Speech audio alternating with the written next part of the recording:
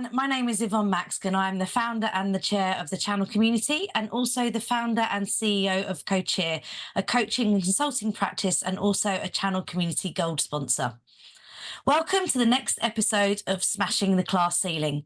In this series, I will be interviewing and showcasing some of the fantastic individuals in the channel who have all come from a low socio-economic background, but have gone on to build incredibly successful careers.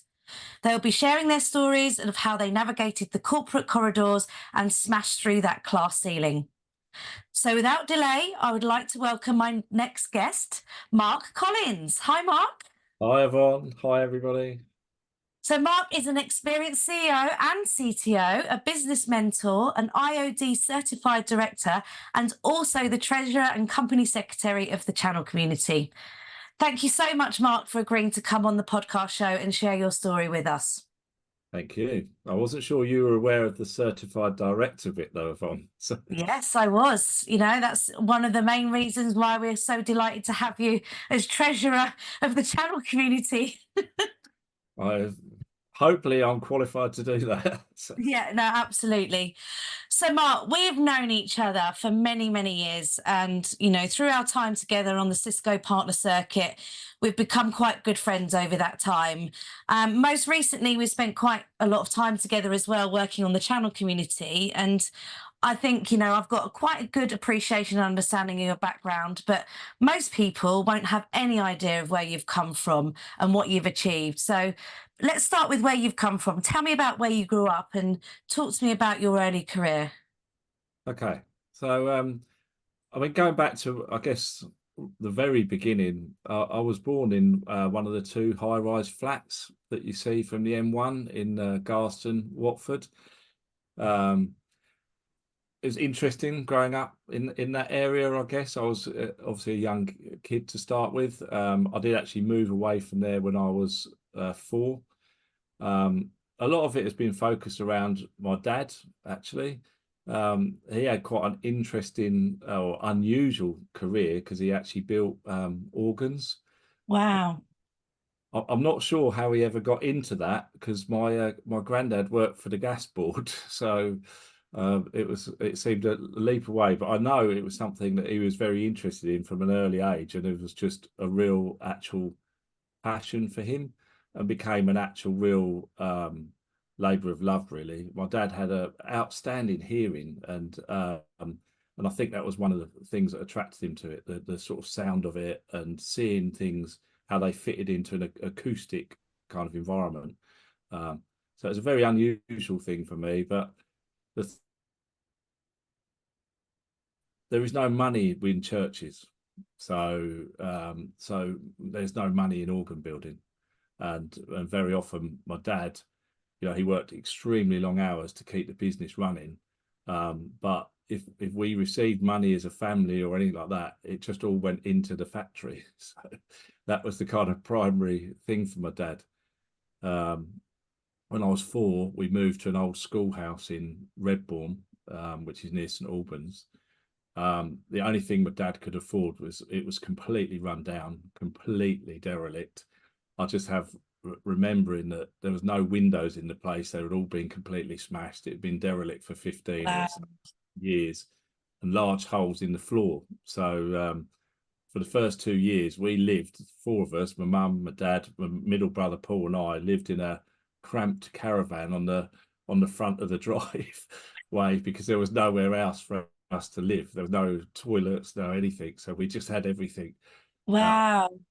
Caravan. And my dad's first priority was to get the workshop up and running, which is why we were in there for so long, because the accommodation was kind of the second. So it was an interesting, I have no regrets or anything like that. It was a interesting sort of upbringing. I spent most of my life, I guess, in certainly school life in Redbourne. Unfortunately, I went to junior school there. I went to the infant school there. But unfortunately, when I was 11, when we were looking at schools, the local school was actually closing, which was probably a blessing because it got smaller and smaller. And so I actually went to school in St Albans, and I had to get the bus like everybody else to school every day, every morning, every night, coming back on there. which was a real eye opener for me, I guess. Outside of the village life, I'd got quite used to being in a village of 5,000 or so people, I guess. So when I look back at school, I'm just being honest, I wish I'd actually probably knuckled down, put a bit more focus into school, certainly in the last couple of years. I mean, I left school with 3 O levels, you know, very technically, maths I got, and technology and technical drawing. And I'd been looking at what career path I wanted to go down, but it wasn't sufficient for that career path, or it didn't appear to be sufficient for that career path.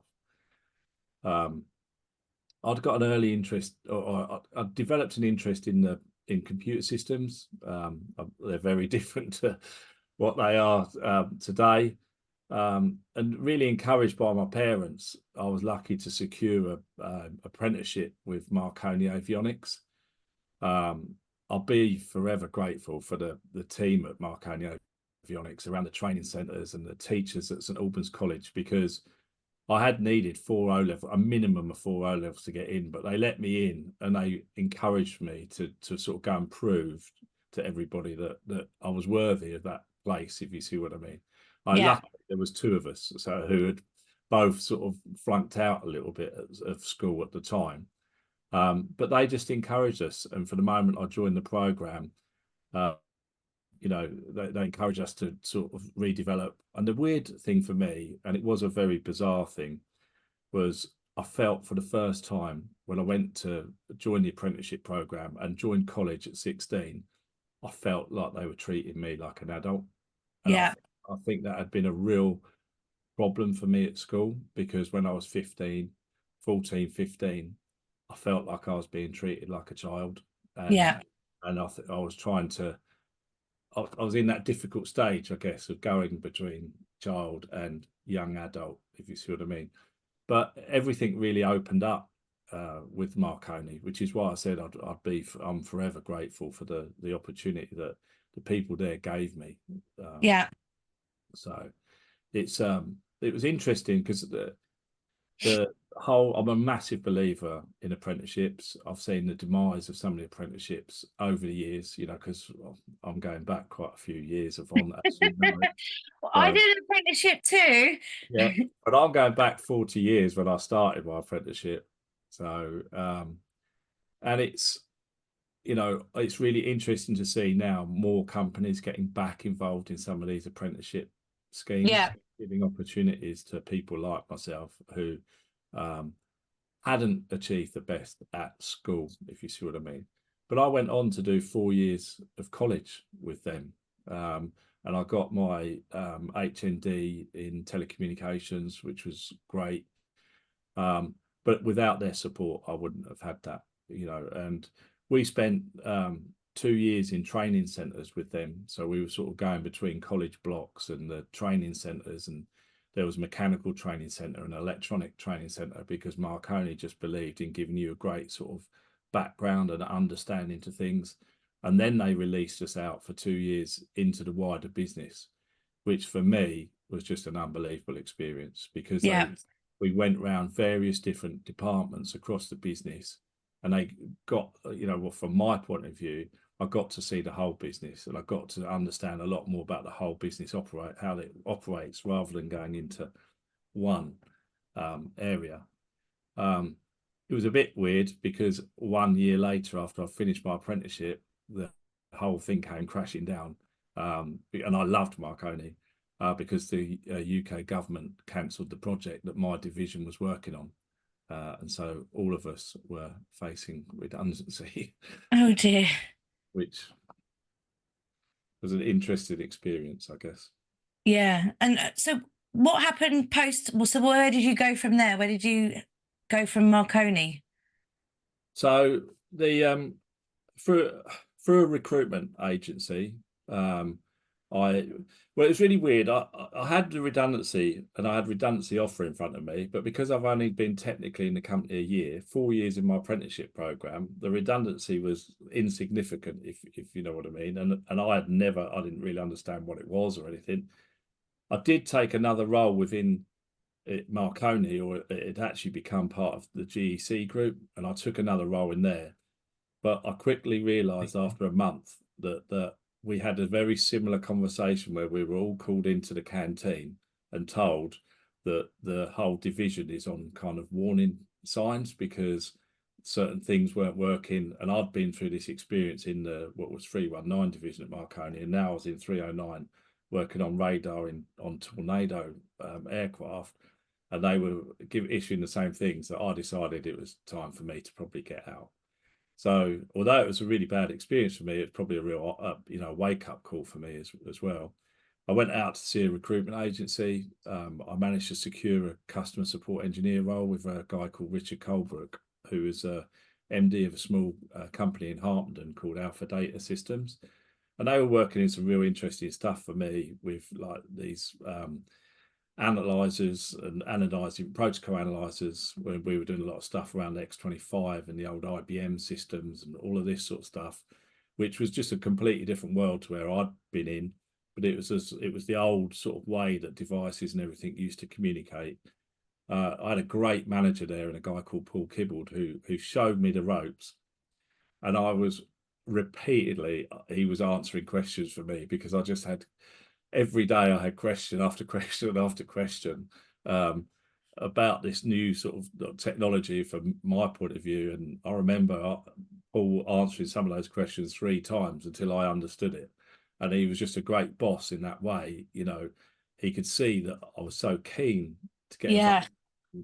involved. I would say that to everybody else, you know, be keen, ask all of these questions, even if you feel daft, because I just remember at the time asking some extremely what I felt were daft questions because I'd already asked them once.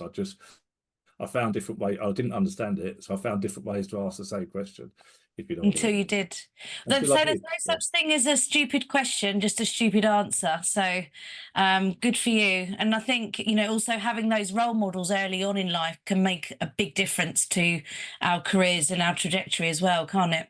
Massive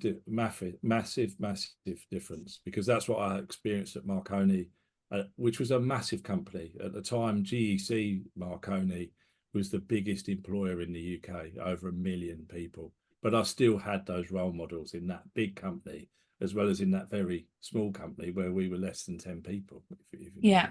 which I think, like you say, is so key. So the sort of interesting thing for me then, that company actually, because they were quite expert in what they were doing, they were actually acquired by another local company in Jaguar Communications. And I was asked to go in and do a pre-sales role, which I've never done before. I've just been a post-sales support engineer.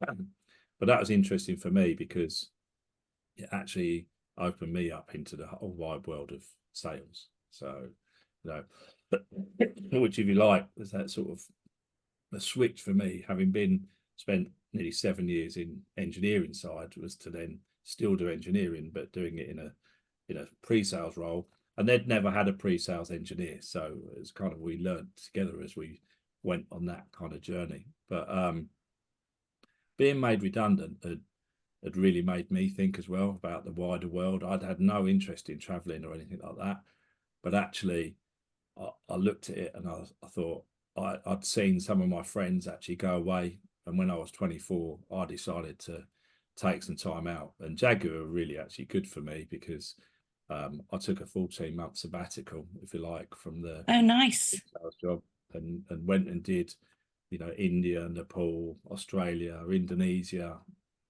and had a fantastic time. And actually, when I got to Australia, through my role in Alpha Data Systems, I'd met a guy out in Canada on an X25 training course, and he actually offered me a job. So I was backpacking in Australia, but I actually had a job, and I was living in the in a sort of hostel. But I actually bizarrely had my first company car, and I hope my boss who doesn't hear this, but I used to leave the keys on the side of the hostel just on the side of the front door, and people used to at weekends borrow the car. Like a But pool car for the hostel. it was a hostel pool car. Love it. But when you're young, you know, this is what we do, isn't it? It's so this is where your love of travel has come from, obviously, because you know, ever since I've known you've always enjoyed it. So is that where you think the travel experience ignited your love of exploration of different countries? Absolutely. And, going into very different countries, arriving in India, having been nowhere like that, which was my first stop. I was with two other guys, one I didn't know, and one I'd actually worked with at Jaguar. They were going, these two guys, and Andy Schlehetko, who I was sitting opposite at the time, said to me, "Oh, we're going," and everything. It was in about a month's time. And I said, "Oh, I'd like to come too." I was just out of the blue. But it was such amazing experience. From there we went up into Nepal and then across into Thailand. The Thai people, who haven't got a lot, are just so friendly and so Yeah, open, and just, that it was seeing beautiful countries, but also connecting with really nice people who've got, I didn't have a lot at the time or anything, but they had a far less than me, and it yeah, was just an amazing experience, just like that. I remember being in India as an example, and they said to us, "You must travel in first class on the trains." But we were three quite big lads, if you like, and we were like, "No, we want to meet the people." So we didn't go in the roof class, because they do travel on the roof of the trains, but we did go into the kind of what I think it was second or third class, which was sleeper kind of trains, which was just, they were packed. But it yeah, was, people were just so nice and just so friendly and just wanted to chat to you.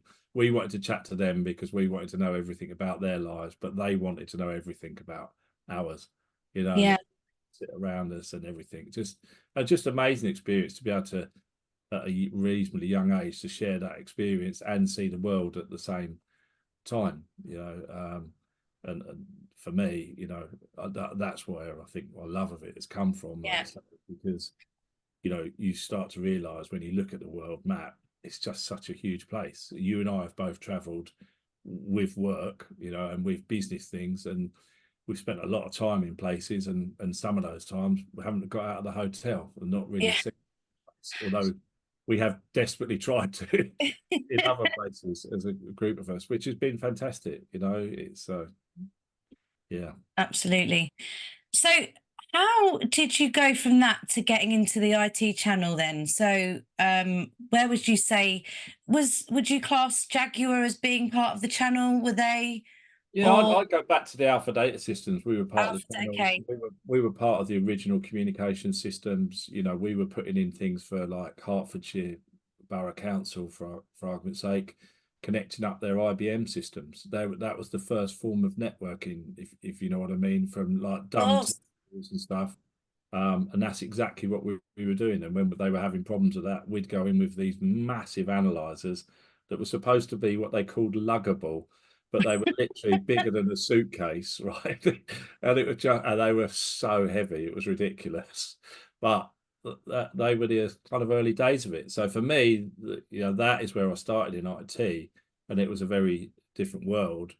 As you know, I ended up with Kevin Kivlock, we ended up setting up our own company. After I'd been away, I came back to the UK, came back to Jaguar, and I actually went into work for Kevin, who was running one of the two sales teams there. And we formed quite a close bond quite quickly.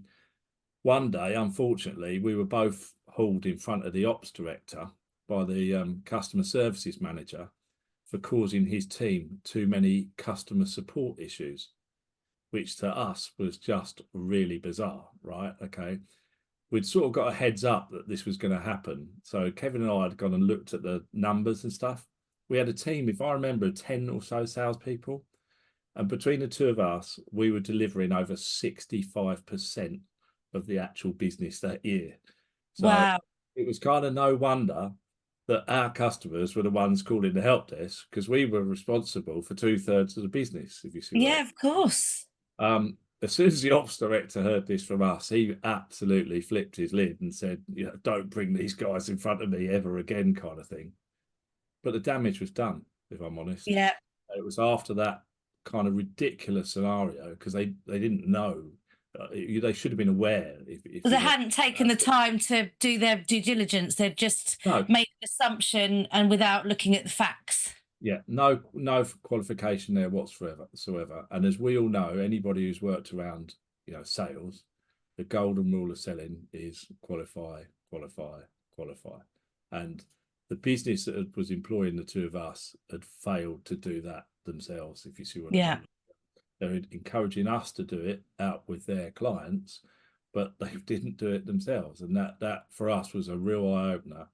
And after a few pints of real ale, going through this stuff and everything, we decided that we needed to set up our own company and look after the team that's around us, not sort of put people in the position that we felt we'd been put in. So in 1992, I think it is, we set up Open Networks Integration Limited. I don't know if you know that, because No, I didn't. I'm so pleased you told me that, because I was always wondering what's ONI stand for, but I can't believe I've never asked you until this point. So Open Networks Integration Limited. Open Networks Integration Limited. The logo was based on the 7-layer model that's still used. Ah, I remember the 7-layer model. So It's my Cisco sales expert exams that I used to do many, many years ago. Exactly. But we've mainly forgotten, I guess, now in the roles that we do today. Yeah. But so we carried on where on the stuff that we've been doing at Jaguar. We were supplying networking equipment, multiplexers, getting into bridges that were new on the scene. Today we talk about routers or routers if you're over in the States, routers. But it does make me laugh, actually, when I travelled to Australia. I know. You couldn't say routers. Yeah. I know exactly what you were going to That had a say. Completely different meaning. so let's not go there on that one. But we were LAN hubs we've got hopefully get some youngsters listening to this. Exactly, yeah, they can talk about routers or routers. But bizarrely, we were doing modems, which for me just seems, I don't know, such a long way from where the IT channel is today. I remember providing to a local business that's near where I am today, it's an experimental place in Harpenden, leased line modems that were 9.6 kilobit per second with a dial-up connection. And these things were, oh my, they were so big, they were the size of a massive sort of old video recording device, and the modems cost £5,000 each. Something today that's crazy, isn't it? Probably a £5 or £10 or something, if they even exist. I was going to say that'd be on eBay. They came down in such price, but from there. So, like you, I've seen a massive journey as we go through the kind of IT industry. So what do you think? I mean, you've had quite a few challenges already by the sounds of it, like just to getting where you've, starting on the ONI, but what do you think the biggest challenges are that you've faced, and how did you overcome them? Yeah, I think it's like everybody else. We've all experienced a number of challenges, as you say, in our life journey. I think there isn't one. I think there's probably several that define me, or help define me, or help to change me, or help to change the way I think about things. I guess the first one was something I just touched on earlier, that facing redundancy at 21 was a real shock to me, especially as I felt I owed Marconi so much. Yeah, they'd done so much for me from where I came into school with not enough qualifications to start that job, and then to give me the experience they gave me and supported me through all of that. It was fantastic. As I said, it did actually, I have to look back at it now and say it was the enabler for me to get into IT, actually, that redundancy, if you see what I mean. It was also the enabler for me to actually think about the wider world and, go away. It was definitely where it actually started from. When I look back at when we started O&I, which it came to be known because of the logo was always O&I, that it was on with the 7-layer model, and everybody used to call us Oni. I mean, so it kind of that's how it got. In the end, we changed it because no one called us Open Networks Integration. It was too much of a mouthful. But when we started that, Kevin and I, we didn't pay each other for 5 to 6 months. There was no money in the business, and we had, both of us actually had properties, we had mortgages, etc. So that was a real eye opener to, the commitment that you need to make to, start and build a new company. And I suspect for some people it's the same, building a new career when you switch over and stuff. You certainly hear that, you hear that with account managers, when they're in a business where they've actually got a nice big pipeline, to actually make that switch and go and work somewhere else is quite a challenge for them. They're not going to get no salary, but I can kind of understand that. I think one of the biggest challenges for me though was actually winding down my dad's business. It's that's hard. It's my mum tried to keep it running, but it was impossible without my dad because it'd been his lifelong passion. It was, he was doing his hobby. That was kind of how it was. And having to let that team go, that he had a small team there then, some of whom I'd known all of my life, was really hard. Yeah. When you care about people as well, it's, it's hard to see that. It was after a number of years as well. They've been going, I don't know, 40 odd years, 45 years, I think. Similarly at O&I, we had to make some redundancies in our, not early days, but at some point, the IT industry does evolve, and you realise at some points as you're sort of changing, there's some people that can't come on that journey with you. Some of the people have become more than business friends, and which is difficult. It's that is hard. But when you're the CEO, you realise that you've got to take decisions that are for the majority of people, for the majority of your staff, for the majority of your customers. It's part of this kind of evolution process that we have to go through. But that is extremely hard. But it's really hard, I think, to keep everybody happy in an organisation. We all want to, but no matter how hard we try, and there was one person in particular who I'd become really good friends with. He was part of my senior leadership team. His son was working at the business, and part of the journey we were mapping out as a board as to where we wanted to go meant, unfortunately, that we had to part ways with this individual because we needed to grow. And he worked so many hours and everything for the business, but we'd started to get ideas of, at some point we thought we'd need to sell the business, and we needed a team around us that could help us sell the business.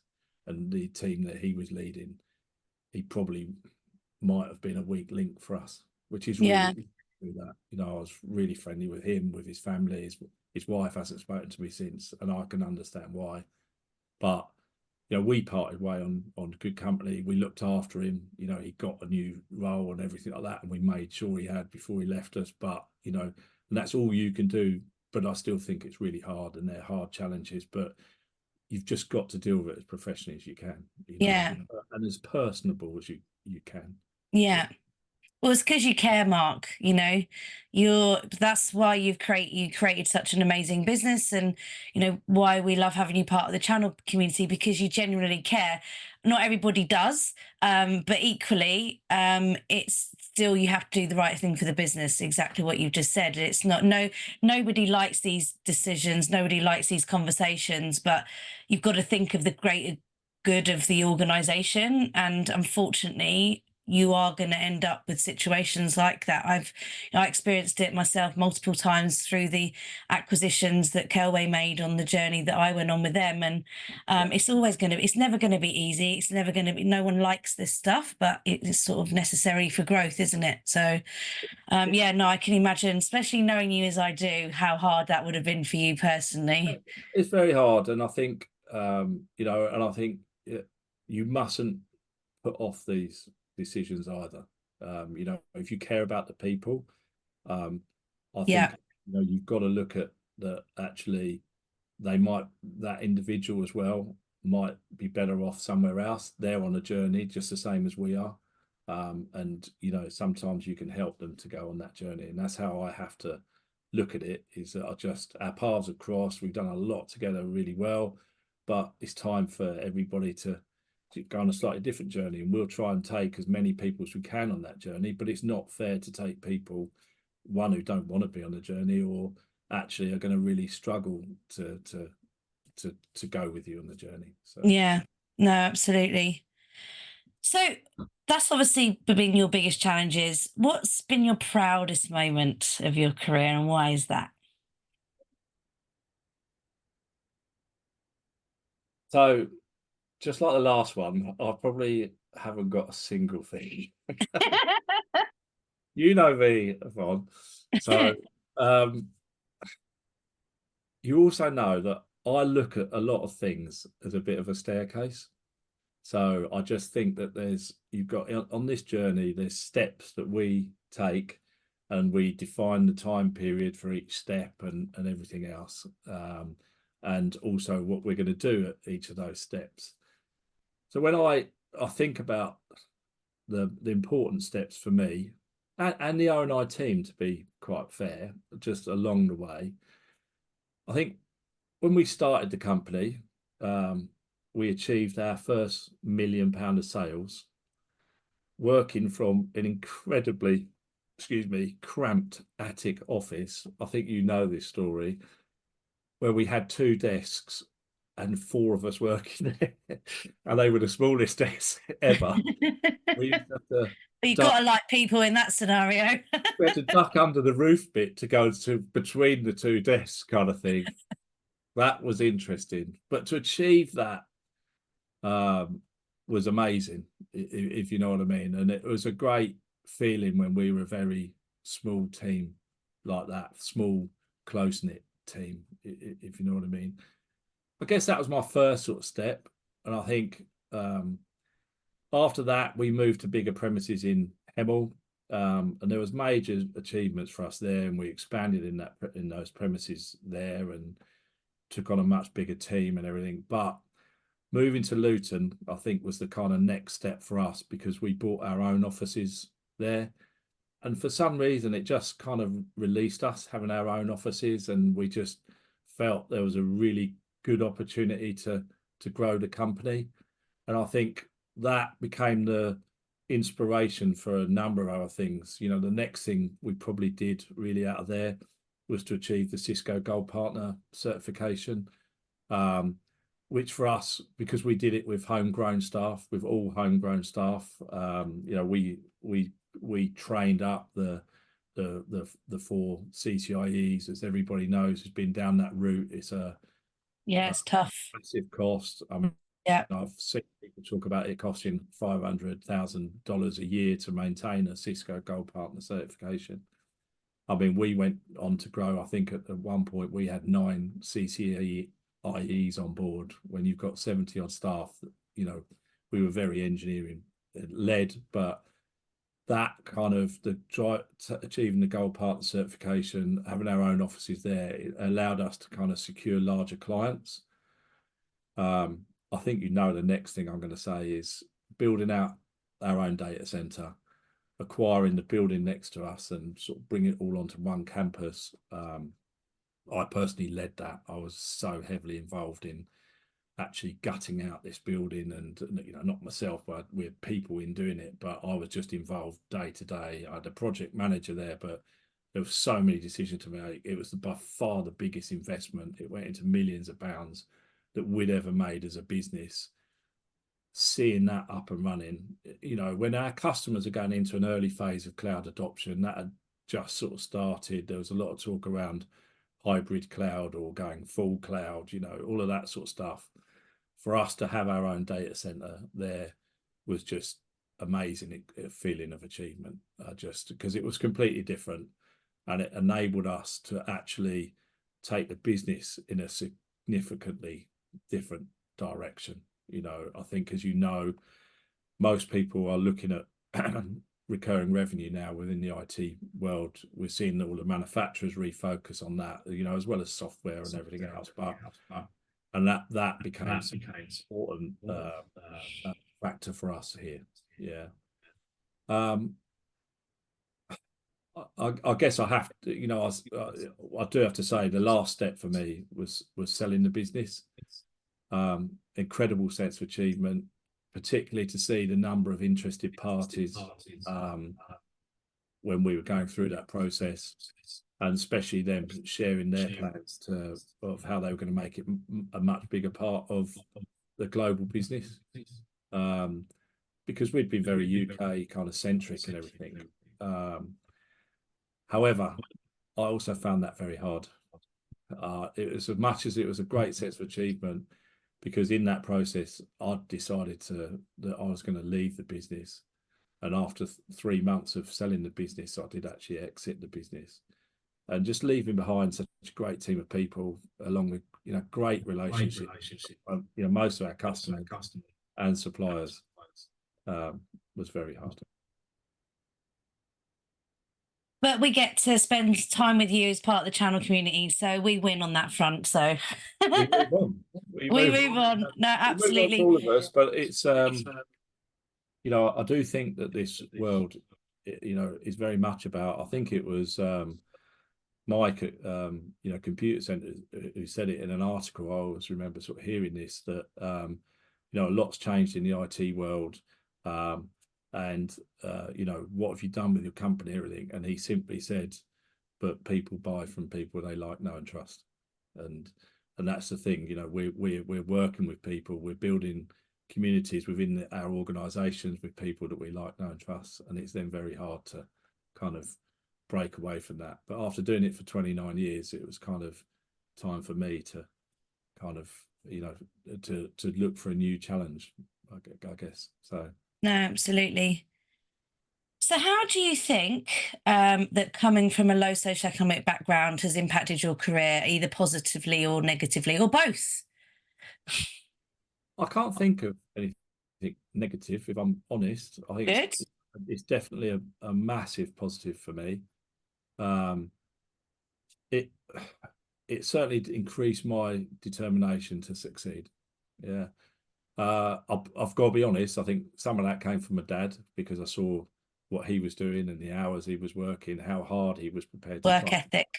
and, you know, provide a certain quality of life for us, because it was very hard at the beginning. You know, I remember with him, you know, he used to, our holidays were based on parts that my dad needed to pick up from Germany or somewhere like that. So Love it. so we used to go off he'd hire a box van, and we'd go and collect these organ bits and pipes and stuff like that from Germany, and we'd be camping somewhere en route and camping somewhere else, and he'd try and make it an experience for us all. But that's how it was. Everything was based around the business. Possibly too much so, you know, and you know, but at the same time, we had a great life doing it, because it did enable us to go and travel then. So, you know, I guess that was also part of my travel inspiration. I'd done quite a bit of that in Europe with my dad, but just literally everywhere we went, we camped. So, but it was great fun, you know. So I love a bit of camping. Not everybody feels the same, but I think at one with nature, it's the yeah, freedom. yeah. Well, I don't need to know about that, Yvonne. Going back to the Australia thing, but I have to say, the one thing I do think has been key, though, you know, it hasn't just been my dad. I think throughout my business years, I've sort of expressed it in some of the earlier stuff. I've been supported by a number of key people. You know, as a CEO, it can be quite a lonely life sometimes, you know, quite a little bit of isolated life. You've obviously got the board of directors who you work with, everything. But you know, Tom Kelly, you know, he helped us at O&I to really take us to the next step and enable us to sell the business. And I think it's important for everybody to have, you know, key relationships and stuff, business relationships with people. It's what helps you. It helps define you. They can, you know, I would say they can nudge you in the right direction. I suspect Tom did a lot more than nudge us in the right direction, if I'm Knowing honest. Tom, yeah, I can imagine it was Yeah, more than a nudge. yes, more than a nudge. But, you know, that's important. That's what, and I think it's important for everybody Yeah. who's from whatever background that you come from. I think networking is key. It's, The right team of people around you. no, definitely. I totally agree with you. So, knowing what you know now and what you've achieved, which is incredible, what would you say to a younger version of yourself? What would I say? Believe in yourself. Invest more in the team around you. I think, you know, just going back to my last point, I think the more you invest in the team, the more they invest in you. So it's a very much a two-way thing. Appreciate what they do, help them to do more. If you see what I mean, certainly think that's the role of a CEO. Well, any exec manager is to encourage your team, work with the team. I think you need to constantly build bridges, you know, whoever that's with, whether it's staff, customers, you know, particularly suppliers. You know as well as I do, you know, Cisco are an interesting, you know, been fantastic working with them, but they're interested in how you have to work with them if you want to get the best out of them. A bit like with the staff, these things are very individual. And Jack Welsh at a Cisco event, actually, which I think you were at, I'm not sure. Agrays was certainly there, and Justin Harlin was certainly there. Cisco did an event with Jack Welsh on the sofa over in Florida. And I remember him saying, and he used the whole 9/11 scenario, which was awful. Okay. He said, look for the positive in every situation. And I've really listened to that and embraced that, because I think it's really important. There's a lot of things that happen that are not so good, etc. But what can you get out of it to make it a positive experience? I think is important for everybody, no matter what you're doing. I think it's really Yeah. important. No, I love that. And probably something that I would do myself as well. So, I know you um, so what support and help do you think companies could be doing to help individuals that do come from a low social economic background? So I think, you know, I'm going to take you back to the apprenticeship side, because I really believe in the apprenticeship programs. It was so good for me. It really helped define me. Just I think I said it earlier that what Marconi wanted from all of us was to understand what we were doing and understand how it worked from the ground up.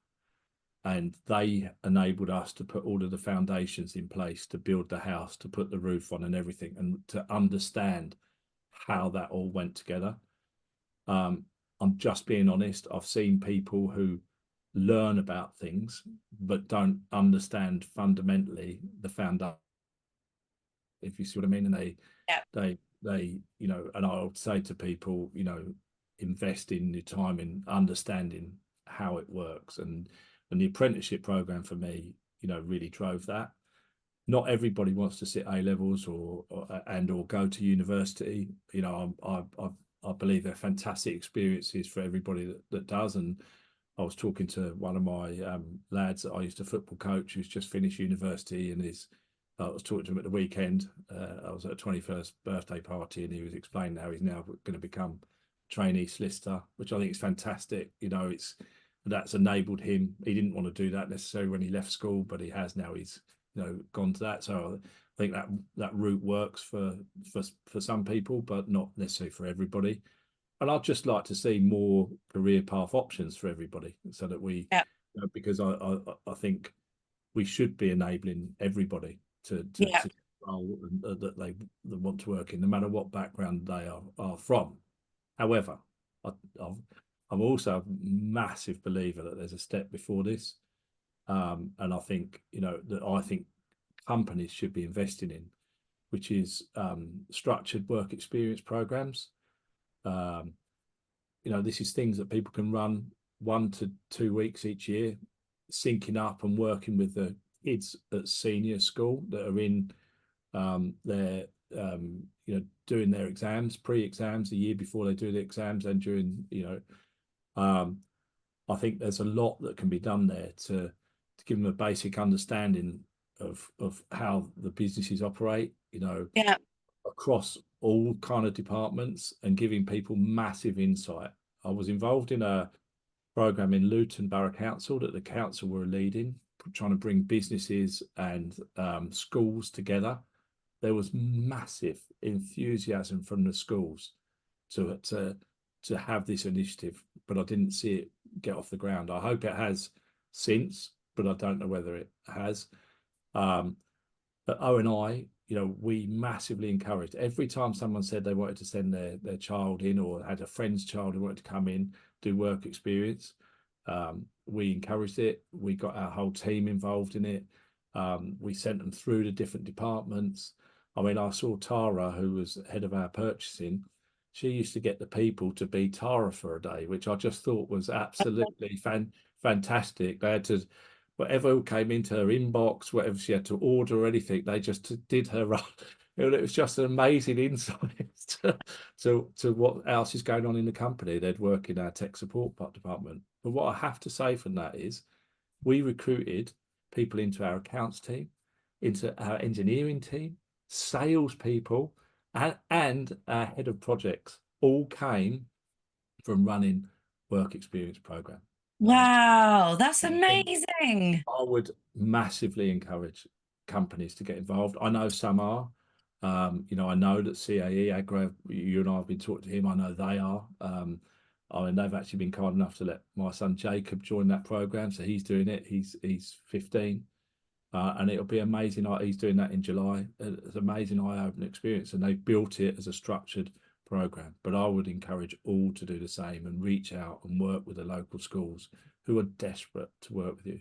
And I think we work in a very exciting industry that we should give more people the chance to become part of. Yeah, There's absolutely. in our industry, so we ought to be working at that level. I love that. That's such great advice. Thank you. So, what one piece of advice would you give to somebody from a low social economic background who is trying to navigate a career in the channel? I'll keep it simple. I'm sure it's not one, but I'll say this. I've said it already, so I think it's key, but I will repeat it. Believe in yourself. Follow your dreams. Don't be afraid to ask questions and reach out and make lots of business friends, because that really is a massive enabler. But people must, or should, I would encourage them to follow their dreams and believe in themselves. I love that. Thank you, Mark. Mark, you have Thank well and you. truly smashed the class ceiling. Thank you so much for sharing your story. Thank you. Thank you very much, everyone.